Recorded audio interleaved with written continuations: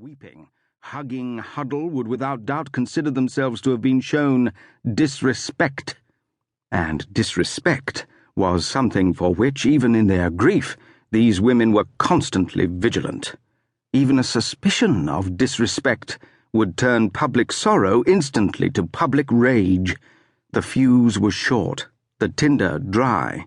It took almost nothing to summon forth the mob from the surrounding apartment buildings and spark an orgy of people's justice, which the police would regret but not condemn. Many who fell victim to the righteous fury of the mob never understood what offence it was that they had unwittingly given, just as many who rushed to join the frenzied melee could only guess at what outrage the object of their fury had committed.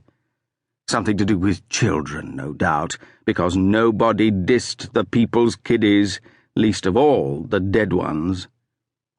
And there were so many dead ones. Death was everywhere, in the buzz of insects' wings, in the splashing of the dirty water, and borne on the whisper of the wind. It stalked everybody, old and young alike, but it was the young who were the most vulnerable, and they suffered most. Libra Divine, heaven has a brand new superstar. Tyson Armani, simply the best. Malibu, a candle in the wind.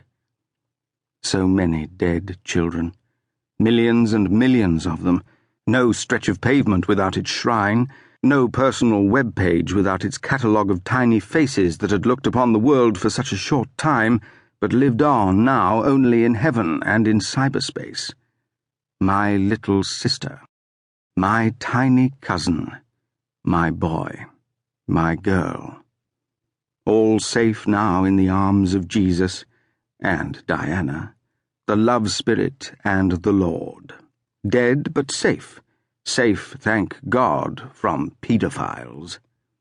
Sagittarius, pure forever, defiled never. Child mortality was the burning cross that branded the souls of the nation, the pain that the people must bear in repentance for the sins of their faithless forefathers. No child was safe. The plagues, which swept through the community, affected rich and poor alike. God's great plan was no respecter of wealth or rank, although without doubt the more crowded the district, the more severe were the epidemics that afflicted it. Bumps and sores, boils and pustules, aching bones, running eyes, and infected chests. These were the dangers that an infant must negotiate before it had even learned to walk. The mother who brought 6 babies into the world could only hope to take 3 of them to McDonald's to celebrate their 5th birthdays. For half of them at least, the party sacks would never be filled. Chantoria had recently given birth to their first child, a time of joy, but also a time of grim trepidation.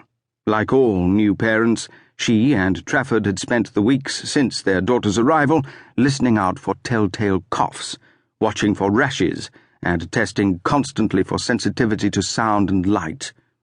Now, however, it was time for Trafford to return to work, and this particular day was a fizzy cough.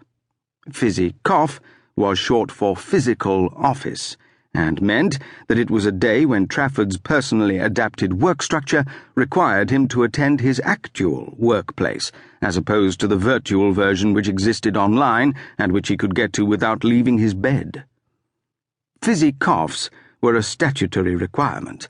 The law expected each person to spend at least 25% of their working hours in the company of real, physical colleagues in real physical space. It was intended at some point to increase this proportion to 50%, and the transport system was supposedly being updated to cope with the extra travel hours, but Trafford doubted that it would ever happen. All future planning for the transport system seemed to him to focus on the modest ambition of preventing it from grinding to a complete halt. Fizzy coughs were a relatively recent development. 20 solstices previously, when Trafford had first entered employment, he had not been required to go out to a physical workplace at all. Few people did, except those whose job was serving food and drink or lap dancing. That had been in a time when the